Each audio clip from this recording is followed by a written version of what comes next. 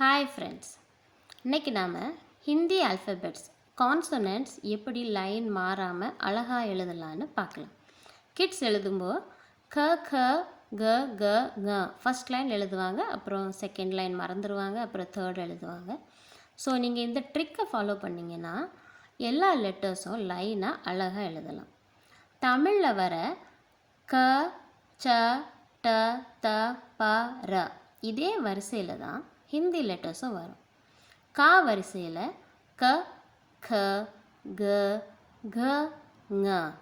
சா வரிசையில் ச ச ஜ ஜ ஞ. டா வரிசையில் ட ட ட ட ந. த வரிசையில் த த த த ந. பா வரிசையில் ப ஃப ப ப ம. ரா வரிசையில் ய ர ல வ ஷ. அப்புறம் ஷ ச ஹ ஷ த்ர ஷ்ர ய. இந்த லெட்டர்ஸும் இருக்குது. இது ஹிந்தி கான்சனன்ட்ஸ். 37 லெட்டர்ஸ் இருக்குது ஹிந்தி கான்சனன்ட்ஸில். தேங்க்யூ.